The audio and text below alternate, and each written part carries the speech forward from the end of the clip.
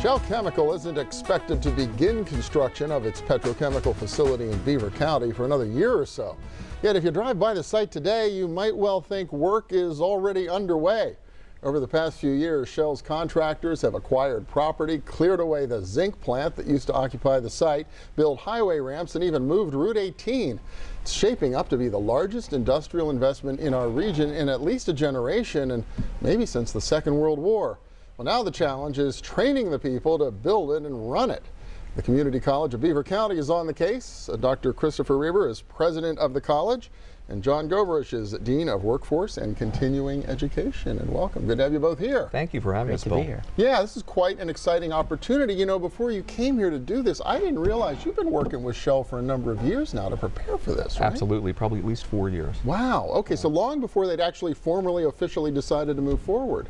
Yeah, I'm finishing my third year as president of the CCBC, so I can't take credit for this, but my colleague John and a number of other colleagues, in anticipation of this, when it was first being talked about, really took the bull by the horns and began working with industry and developed a process technology program. And process technology is where you all started?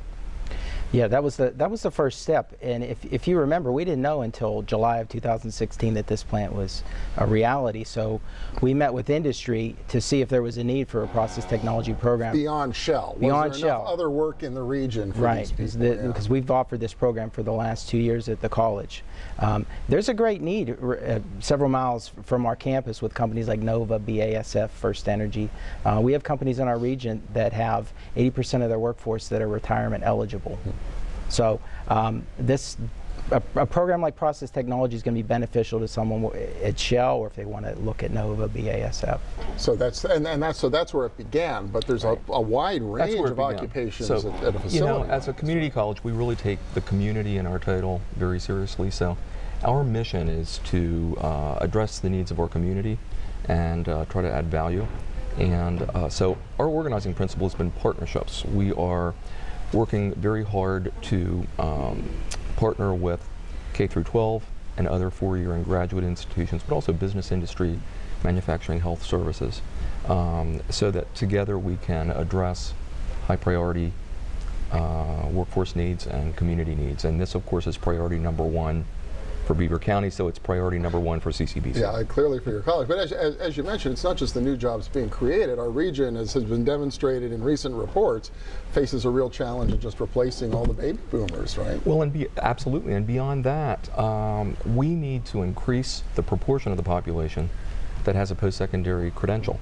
There's no doubt, there are many studies that demonstrate, and I see them every day, that in order to really have a shot at family-sustaining wages and you know, a satisfying career, you need a post-secondary credential.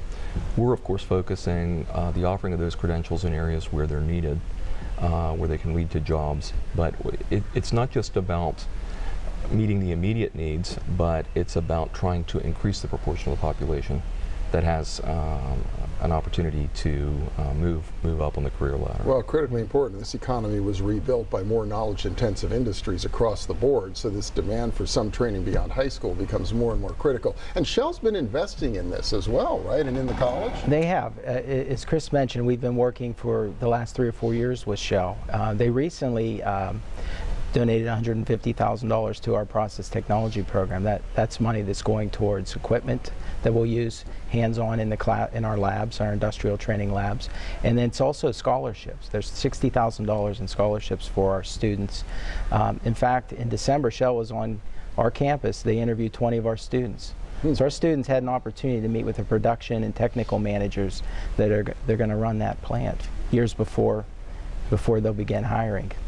So our students are, and in fact our instructors are from industry, so they're connected with industry professionals throughout the 2-year program. And do you expect this will roll out, this type of training, for other types of occupations beyond process control? Absolutely. The cracker plant itself is going to require 6,000 construction workers over a 4 or 5 year period, and then it will actually employ 600 full-time people.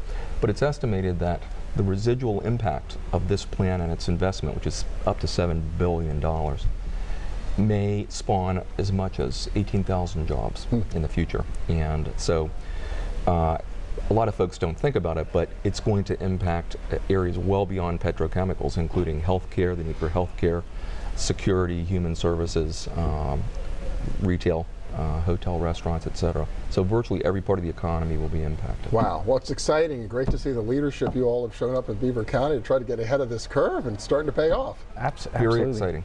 All right. Well, congratulations to everybody at the Community College of Beaver County. Thank you. Good luck moving forward with it all. Thank you.